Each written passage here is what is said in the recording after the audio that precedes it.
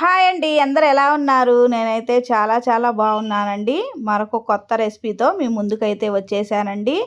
ఎలాంటి పప్పులు నానబెట్టకుండా, ఎలాంటి పిండి వాడకుండా నేనైతే ఈ స్పాంజీ దోసలు చేశానండి. చుక్క నూనె కూడా వాడలేదు.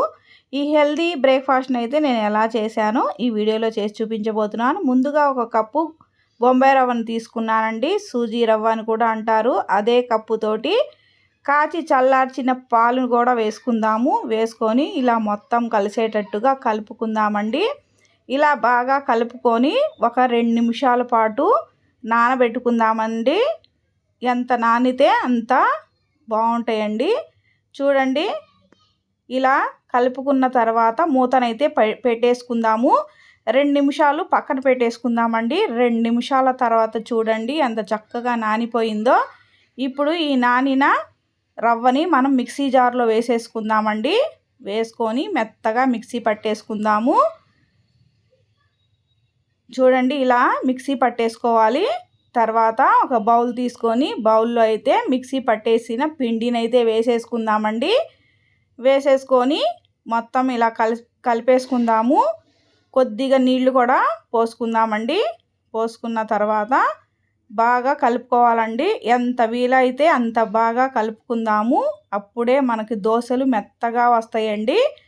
హెల్దీ దోశలండి. చుక్క నూనె కూడా వేయట్లేదు. చూడండి, ఇలా కలుపుకున్న తర్వాత ఒక గుడ్డునైతే పగలగొట్టి వేసేసుకుందామండి. ఈ పిండిలో వేసుకున్న తర్వాత ఈ గుడ్డు పిండి బాగా కలిసిపోయేలాగా కలుపుకుందాము. ఎంత బాగా కలుపుకుంటే అంత చక్కగా వస్తాయండి. చూడండి, 1 నిమిషం పాటు చక్కగా కలుపుకున్న తర్వాత రుచికి సరిపడే సాల్ట్ కూడా వేసుకుందాము. వేసుకొని కలిపేసుకొని ఇప్పుడు దోశలు వేసుకుందామండి. పెనం పెట్టేసుకొని బాగా కాగిన తర్వాత ఇలా దోశ వేసేసుకుందాము. సన్నని మంట మీదే కాల్చుకోవాలండి. అప్పుడే టేస్ట్ అయితే చాలా బాగుంటుంది. మూతనైతే పెట్టేసుకుందాము.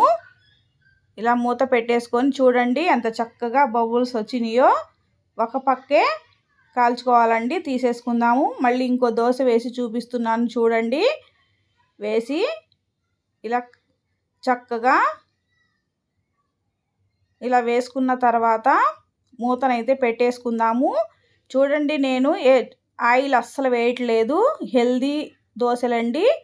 ఇలా తీసేసుకొని పక్కన పెట్టేసుకొని మళ్ళీ ఇంకో దోశ వేసుకుందామండి.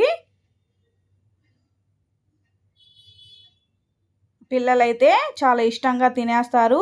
ఒకటి తినే చోట 4-5 తినేస్తారండి. చూడండి, ఇప్పుడైతే సర్వింగ్ ప్లేట్లోకి తీసేసుకుందాము. దోశలైతే రెడీ అయిపోయినాయి. ఎలాంటి పిండి వాడకుండా ఒక బొంబాయి రవ్వ పాలు ఉంటే చాలండి. ఒక గుడ్డు వేసుకొని ఇలా చేసేసుకోవచ్చు. 5 నిమిషాల్లో అయిపోతుందండి. ఈ వీడియో కనుక మీకు నచ్చినట్లయితే లైక్ చేయండి, షేర్ చేయండి, కామెంట్ చేయండి, హైప్ చేయండి. మరో కొత్త వీడియోతో కలుసుకుందాం ఫ్రెండ్స్.